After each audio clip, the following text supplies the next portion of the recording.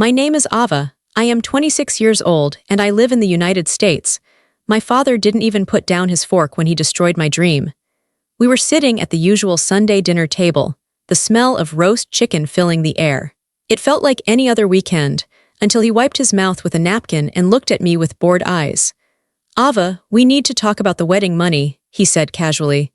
We gave your fund to Brianna. She deserves a royal wedding. The room went silent for a second, and then my mother chuckled. My sister, Brianna, smirked and took a sip of her wine. They laughed like it was a harmless joke. They expected me to just nod and accept it like I always did. I felt cold, like all the blood had drained out of my body. I couldn't speak. I couldn't breathe. But the person next to me didn't laugh. Marcus, my fiancé, went perfectly still. His hand tightened around his water glass until his knuckles turned white. My family thought he was just a quiet, simple man. They had no idea who he really was, or what he was about to do. But before I tell you how everything flipped, like and subscribe, drop a comment. Where are you watching from?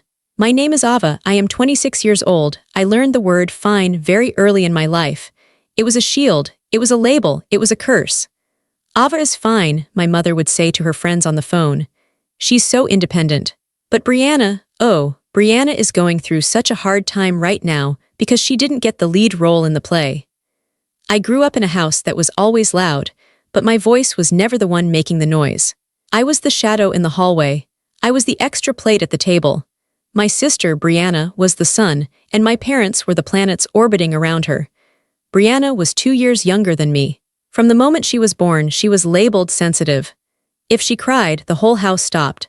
If she wanted a toy, she got it because she just feels things so deeply. My parents told me I had to be the big girl. I had to be the strong one. You're self-sufficient, Ava, my dad would say, patting my shoulder absently while looking over my head at Brianna. You don't need us hovering. They turned their neglect into a compliment. They made me feel like my loneliness was a badge of honor. I remember my 16th birthday clearly. I had asked for a small dinner, just us, at my favorite Italian restaurant.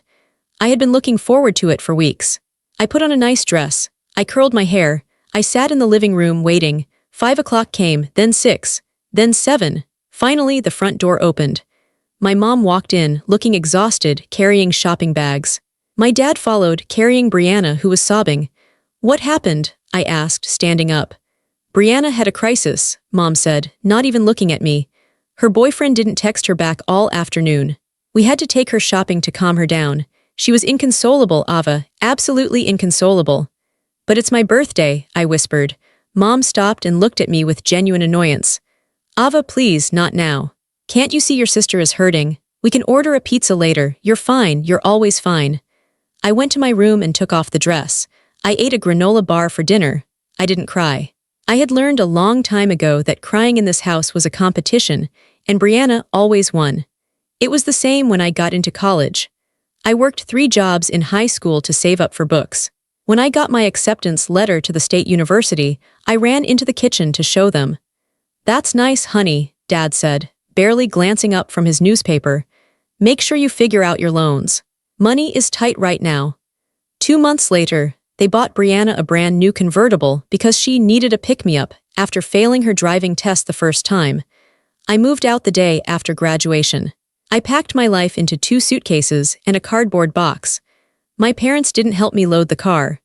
They were too busy helping Brianna decide what color to paint her bedroom now that she had the whole upstairs to herself. For the next 4 years, I built a life alone. I worked as a barista, a receptionist, and a tutor. I studied late into the night. I paid every single bill myself. I never asked them for a dime because I knew the answer would be no. But there was one thing my grandmother had left me. Before she passed away, she set up a small wedding fund for me. She told my parents specifically, "This is for Ava, for her special day." It was the one thing I held onto. It wasn't about the money. It was the proof that someone in my family had actually seen me. Someone had thought about my future. I knew the money was in an account my father managed, and I trusted him to keep it safe. It was my safety net, my little promise of happiness. I didn't visit home often. When I did, it was always the same. Brianna talking about her latest drama, a breakup, a job she quit after 2 days, a trip she wanted to take. My parents nodding and soothing her, me sitting in the corner, drinking water invisible. "You're so lucky, Ava," my mom would say, looking at my tired eyes. "You just glide through life, no drama. You don't know how hard it is for someone fragile like Brianna." I wasn't gliding. I was climbing a mountain with no ropes, but they never looked up long enough to see I met Marcus on a rainy Tuesday evening. I was 24, exhausted, and worried about my rent. I had gone to a free financial planning workshop at the community library. I wasn't there to learn how to invest millions. I was there to learn how to make my meager paycheck stretch a little further. I was sitting in the back row, shaking water off my umbrella, when a man sat down next to me. He was wearing a faded flannel shirt and jeans that looked like they had been washed 100 times. He had scruffy dark hair and tired eyes. He looked like he had just come from a long shift at a construction site or a warehouse. He smiled at me. It was a shy, crooked smile. "Wet out there," he said. "Pouring," I replied. "I hope this class is worth the walk." "I hope so too," he said softly. "I'm Marcus." "Ava," we started talking. It was effortless. For the first time in my life, I wasn't talking to someone who wanted something from me or someone who wanted to talk about themselves. He asked me questions. Real questions. "What do you do for work?" he asked. "I'm a junior graphic designer," I said, "but I'm working at a coffee shop on weekends to make ends meet." He didn't judge me. He didn't look at my cheap shoes or my worn-out coat. He just nodded with respect. "That's hard work," he said. "You must be disciplined." After the workshop, he asked if I wanted to get coffee. We went to a diner around the corner. We sat in a vinyl booth for 3 hours, drinking bad coffee and talking about everything. He told me he grew up in the city, that he liked simple things, that he wasn't close with his family either. He listened to me talk about Brianna and my parents. He didn't interrupt. He didn't tell me to get over it. He just listened, his brown eyes focused entirely on my face. "That sounds lonely," he said after I told him about my 16th birthday. I felt a lump in my throat. "It is. I'm used to it though." "You shouldn't have to be used to it," he said. We started dating. It was a slow, quiet romance. We didn't go to fancy restaurants. We went for walks in the park. We cooked pasta in my tiny apartment. We rented movies and ate popcorn. I fell in love with his simplicity. Marcus was humble.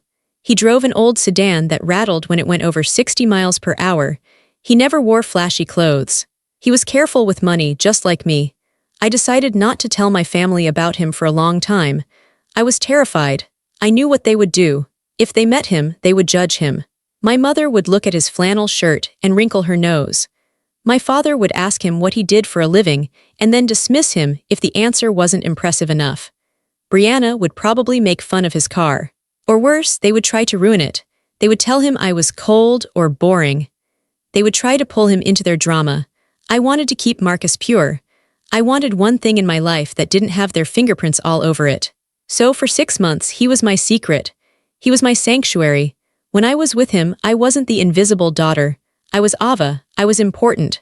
One night, lying on a blanket in the park looking at the stars, Marcus turned to me. "You know I love you, right?" he asked. "I know," I said. "I love you too, even if we're both broke." He laughed, a deep, warm sound. "Yeah, even if we're broke." I didn't care about money. I had grown up seeing how money was used as a weapon in my family, to control, to spoil, to silence. With Marcus, I had peace. That was worth more than anything my parents had ever given. Brianna. We had been together for almost a year when I found out the truth. It was a Saturday morning. We were at Marcus's apartment. His place was nice but modest. Clean, modern, but nothing extravagant. It fit him. He was in the shower, and I was looking for a pen to write down a grocery list. I opened the top drawer of his desk. There was no pen, but there was a magazine.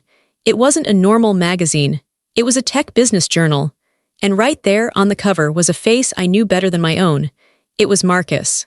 He was wearing a suit in the photo, something I had never seen him wear. He looked sharp, commanding. The headline read, "The Quiet Disruptor, How Marcus Thorne Built a $50 million FinTech Empire from His Living Room." I froze.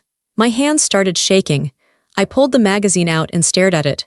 50 million, I looked around the room, the IKEA furniture, the old TV, the worn-out rug. None of it made sense. The bathroom door opened, and Marcus walked out, drying his hair with a towel. He saw me standing there, holding the magazine. He stopped dead in his tracks. "Ava," he said, his voice dropping. "Is this real?" I asked, my voice trembling. "Is this you?" He let out a long sigh and walked over to me. He took the magazine from my hands and set it on the desk. Yes, he said. It's me. I don't understand, I said, backing away slightly. You drive a beat-up car, we eat at diners. You told me you worked in software. You didn't say you owned the company. You didn't say you were rich. I know, he said. He looked terrified. For the first time, the calm, steady man I knew looked scared of losing me. Please, let me explain. Why did you lie to me? I felt a different kind of betrayal.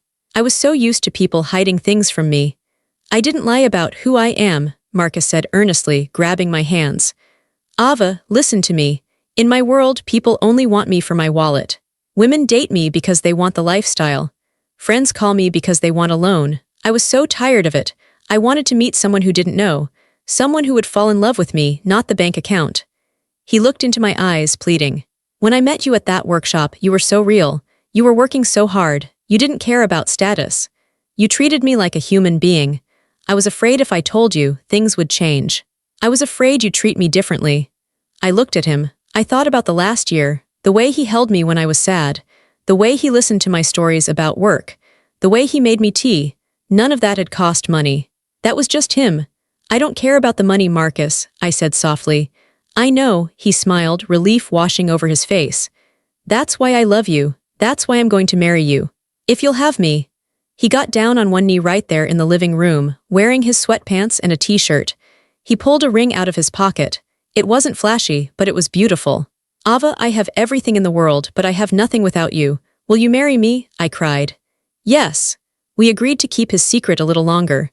I wasn't ready to unleash my family on him yet. I knew exactly how they would react if they knew he was a multimillionaire. They would turn into sharks smelling blood in the water. Let them think I'm just a regular guy, Marcus said. I want to see how they treat us when they think we have nothing. I didn't know then how wise that decision was. I didn't know that his anonymity would be the only weapon we had.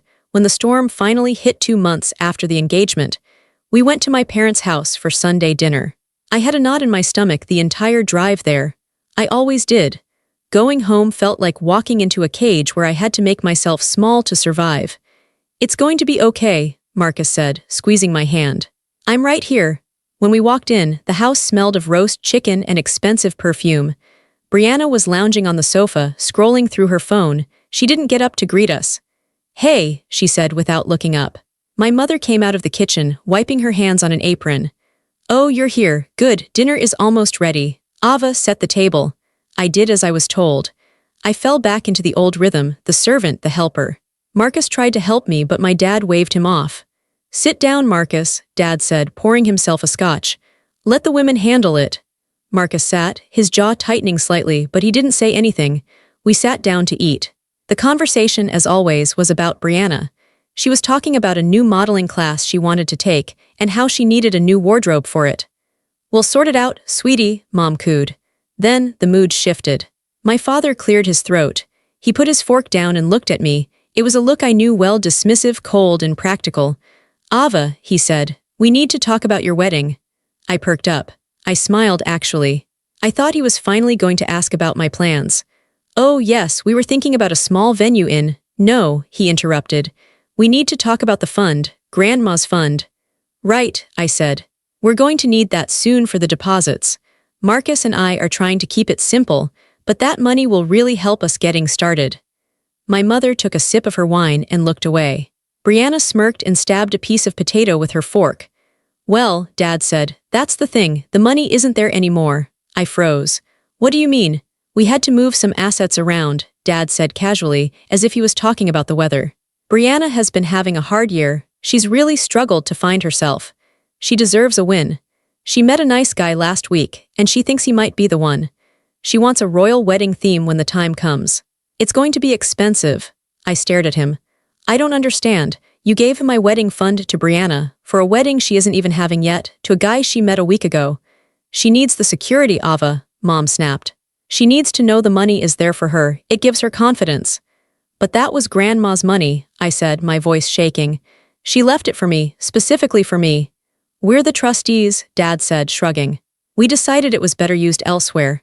Look, Ava, you're doing fine. You always manage. You and Marcus, well, you're simple people. You don't need a big flashy day. You can just go to the courthouse. It fits you better. The cruelty of it took my breath away. It wasn't just about the money. It was the message. You don't matter. Your happiness is less important than Brianna's whims. You are expected to survive on scraps while she feasts. I looked at Brianna. She was grinning. It was a malicious, triumphant grin. She loved this. She loved knowing that even my wedding, my one special moment, was being cannibalized to feed her ego. It's really for the best, Ava, Brianna said, her voice dripping with fake sweetness. I have such expensive taste. You're so plain, you wouldn't even know how to spend that much money. I felt tears pricking my eyes. I looked at my parents, waiting for them to say they were kidding, waiting for them to see how much they were hurting me, but they just went back to eating their chicken. You'll be fine, Dad said, chewing. You always figure it out. I felt a cracking sensation in my chest. This was it. This was the moment I realized that no matter what I did, no matter how good I was, no matter how hard I worked, I would never be enough for them. They would always steal from me to give to her. I opened my mouth to speak, but nothing came out. I was drowning in 26 years of silence. But then, the chair next to me scraped loudly against the floor. Marcus stood up. He didn't look like the quiet, flannel-wearing man anymore. He stood tall, his shoulders broad, his face hard as stone. The air in the room seemed to change. The temperature dropped. He looked at my father. Then he looked at my mother. Finally, he looked at Brianna. You think she's plain, Marcus said. His voice was low, but it carried a weight that made my father stop chewing. Excuse me, Dad said, looking annoyed. Sit down, son. This is a family matter. You made it my matter when you stole from my fiancé, Marcus said. Stole is a strong word, Mom huffed. It's family money. It was her money, Marcus said, his voice rising just a fraction, sharp as a whip. And you took it because you think she's weak. You think she won't fight back. You think she's just the easy one who will take whatever garbage you throw at her. My parents looked confused. They weren't used to anyone challenging them, especially not the broke boyfriend. We're done here, Dad said, waving his hand dismissively. Ava, tell your boyfriend to calm down or leave. Marcus reached into his pocket. I thought he was reaching for his keys to leave. But he wasn't. He pulled out his phone. He tapped the screen a few times and then tossed the phone onto the center of the table. It slid across the wood and stopped right in front of my father. Look at it, Marcus commanded. Dad frowned, confused. He looked down at the screen. Then his face went pale, completely white. His mouth fell open. What is this? Dad whispered. That, Marcus said, is the balance of my current checking account, and the one below it is the acquisition offer I just accepted for my company. Brianna leaned over to look. Her eyes widened. She gasped. Is that millions? She squeaked. Marcus didn't look at her. He kept his eyes locked on my father. I'm not a simple man, Robert. I'm the founder of Thorn Financial. I could buy this house 10 times over and turn it into a parking lot without blinking. The silence in the room was deafening. My mother dropped her fork. It clattered loudly against the china. I kept my identity a secret because I wanted to see who you people really were, Marcus said, his voice cold and disgusted. And now I know. You are greedy, selfish, small people who treat a wonderful woman like dirt. He leaned forward, placing his hands on the table. You have 24 hours to return every single cent of Ava's trust fund. If you don't, I will unleash a team of lawyers on you that will make your head spin. I will audit every financial move you've made in the last 20 years. And I promise you, I will find something. My father was trembling. Sweat broke out on his forehead. He knew he couldn't win this fight. Now, Marcus said, straightening up and holding out his hand to me. Ava, let's go. We have a wedding to plan. A real one. The silence in the dining room was heavy. It felt like the air had been sucked out of the space. My father was still staring at the phone screen, his face draining of all color. My mother was frozen, her fork halfway to her mouth, looking between Marcus and my father with wide, fearful eyes. And Brianna, her smirk was gone. Her mouth was slightly open, her eyes darting back and forth as she tried to process what she had just heard. Marcus didn't move. He stood there like a statue, his hand still extended to me. But before I could take it, my father made a sound. It was a strangled, desperate noise. Wait, Dad croaked. He looked up at Marcus, and for the first time in my entire life I saw fear in his eyes, not anger, not disappointment. Fear. Marcus, son, hold on a minute. I'm not your son, Marcus said. His voice was so calm, so steady, it was terrifying. And we're not holding on, we're leaving. No, please, Mom stood up, her chair scraping loudly against the floor. She rushed around the table, her hands fluttering nervously. Let's not be hasty. We're family, we can talk about this. There must be a misunderstanding. There is no misunderstanding, Marcus said. You stole from Ava. You treated her like she was invisible, you mocked her, and now that you know I have money, suddenly you want to talk. It's not about the money, Mom cried out, but her eyes kept flickering to the phone on the table. The phone that showed a balance with more zeros than she had ever seen. We didn't know you were established. Established? Marcus laughed. It was a cold, dry sound. Is that what you call it? If I was a construction worker, would you care? If I was a teacher, would you be stopping us right now? No, you'd be laughing at us while you handed Ava's money to Brianna. Brianna stood up now. She smoothed down her dress and flipped her hair. I watched her face change. The cruelty melted away, replaced by a fake, sickly sweetness. She walked around the table toward Marcus, ignoring me completely. Marcus, she purred, stepping into his personal space.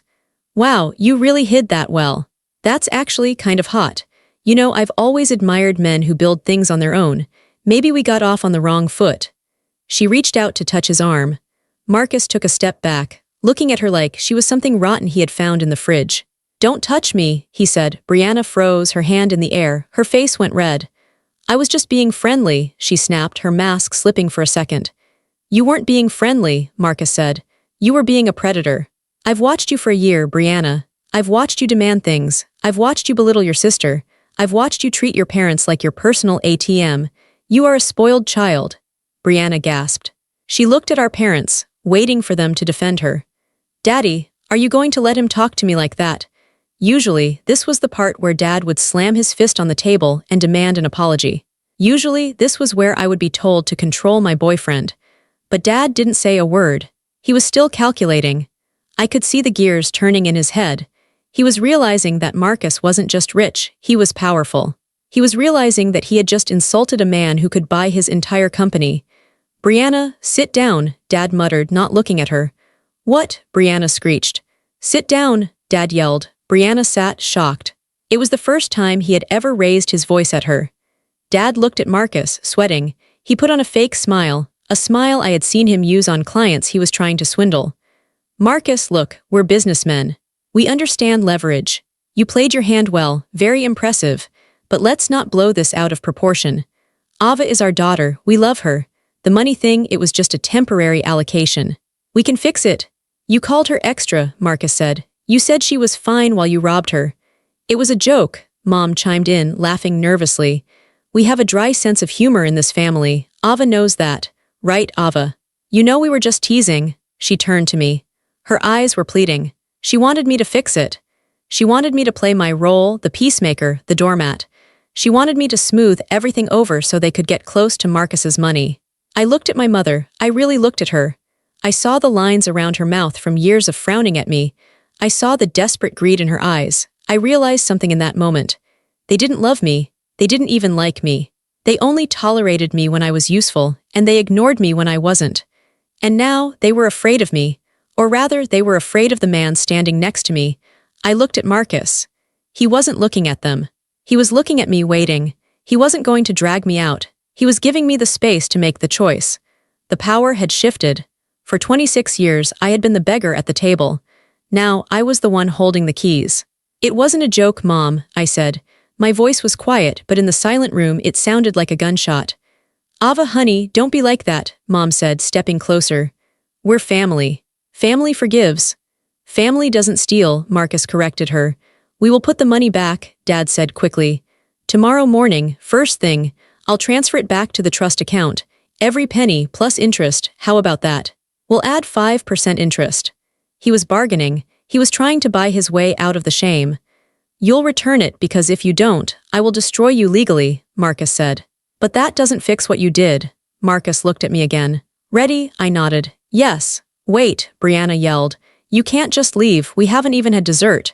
It was such a ridiculous thing to say. It showed just how disconnected she was from reality.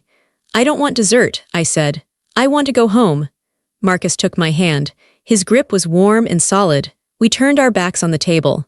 We turned our backs on the roast chicken, the wine, and the 3 people who were supposed to be my safe harbor.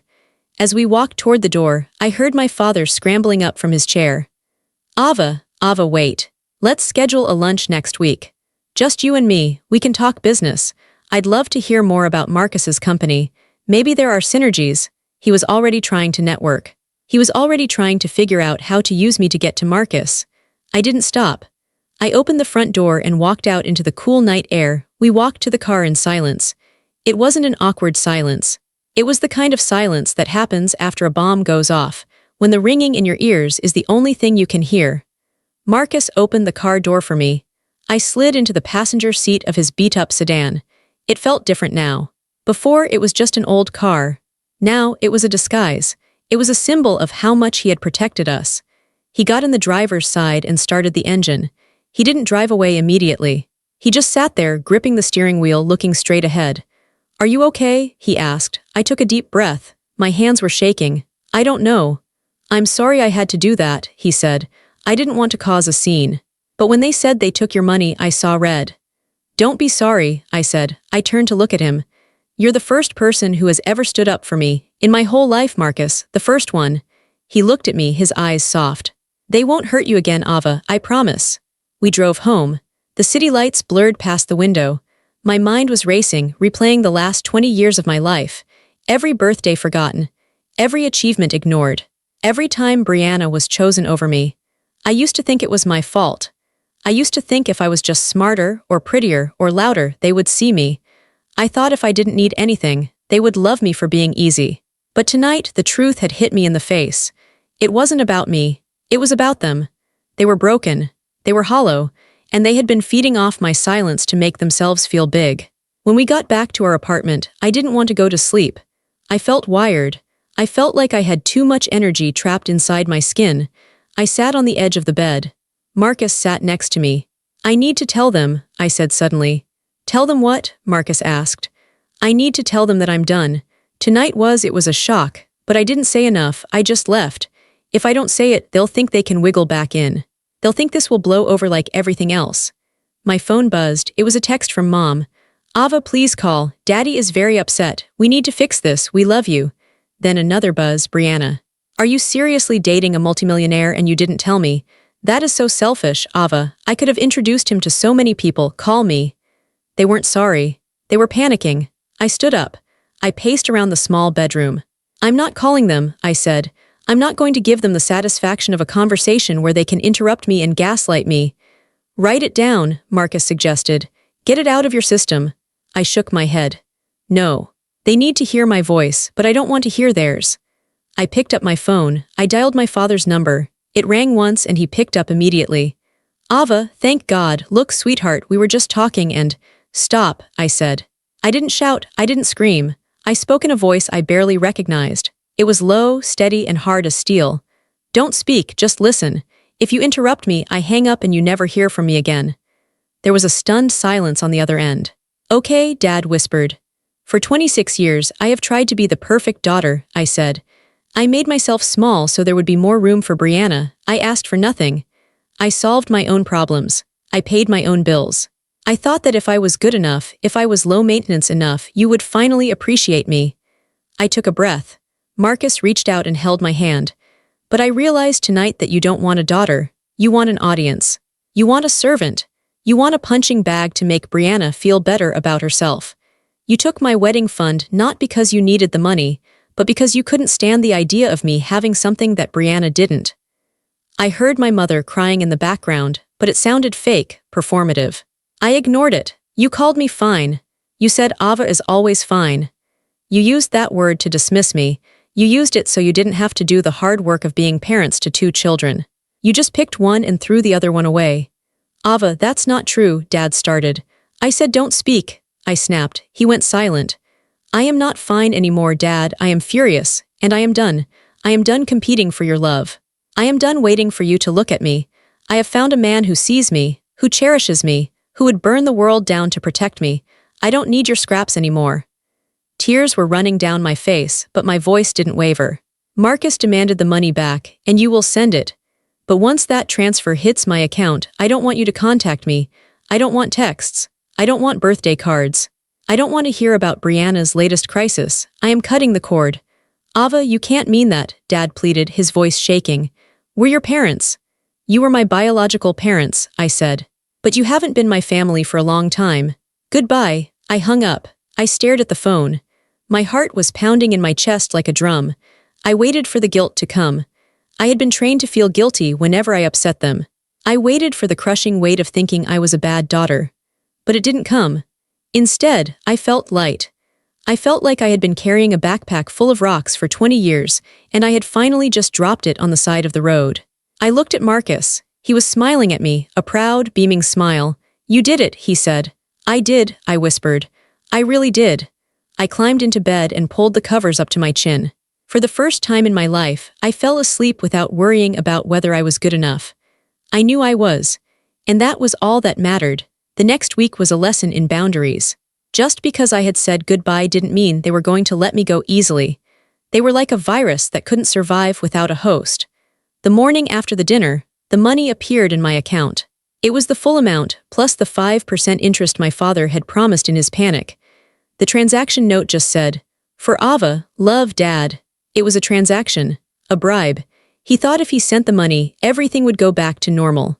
Then the messages started. First it was Mom. She sent photos of me as a baby. "Look at this sweet angel. We love you so much, Ava. Please don't shut us out. We made a mistake." Then Brianna. "Hey, I'm sorry I was a brat. Can we get coffee? I really want to hear about Marcus. Does he have any single friends? LOL. Seriously though, call me." Then the flying monkeys came. My aunt, who I hadn't spoken to in 3 years, called me. "Ava, your mother is devastated. She hasn't stopped crying. You're being very cruel. They made a mistake with the money, but they fixed it. You can't destroy the family over money." It was exhausting. Every time my phone buzzed, I felt a spike of anxiety.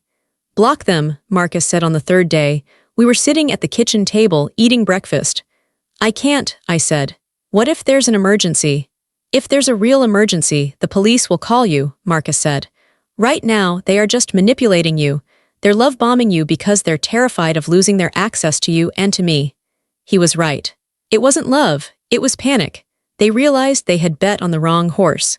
They had spent their lives investing in Brianna, and she was a bottomless pit of need. I was the one who had made it. I was the one marrying a successful man. They wanted to be on the winning team. I picked up my phone. I went to my contacts.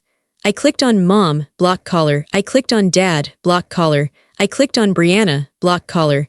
The silence that followed was beautiful. 2 days later, Marcus came home early from work. He had a strange look on his face.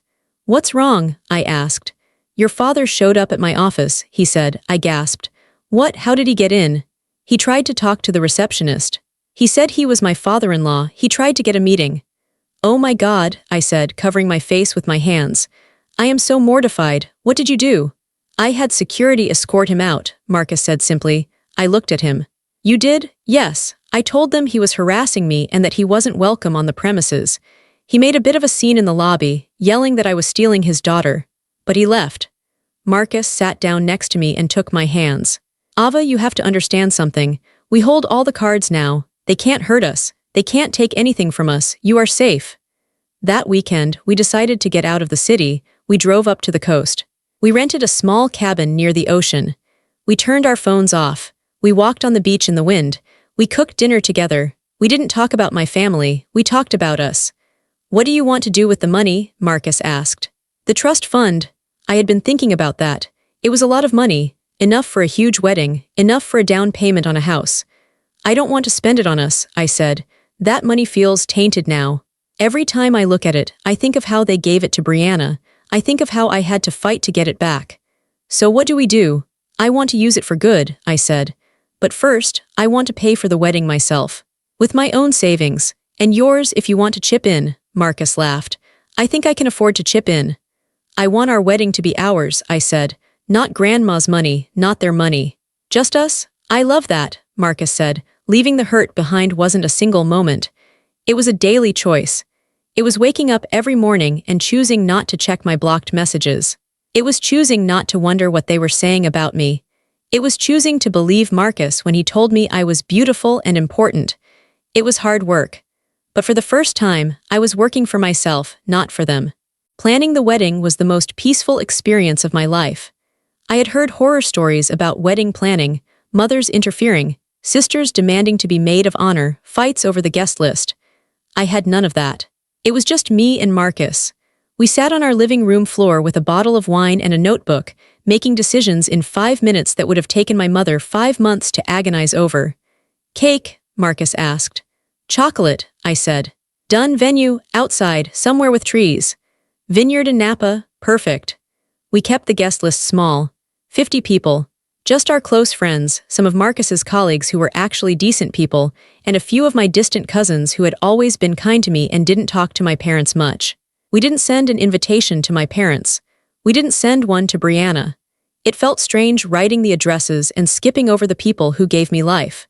A little pang of sadness hit me, the mourning of the family I wished I had, not the one I actually had. But I pushed through it. The day of the wedding was a golden, sunny day in October. The vineyard was breathtaking. Rows of grapevines stretched out over the hills, turning red and orange with the autumn colors. The air smelled of earth and grapes. I got ready in a small cottage on the property. I didn't have a bridal party. No bridesmaids in matching dresses. Just my best friend from college, Sarah, helping me zip up my dress. The dress was simple. No sequins, no massive train, just sleek white silk that made me feel like a woman, not a princess. You look stunning, Sarah said, tearing up. You look free. I feel free, I said. As I walked toward the ceremony, I checked my phone one last time. I had unblocked them for the day, just in case of a true emergency, but I had silenced the notifications. There were texts. From Mom. I can't believe you're doing this today without us.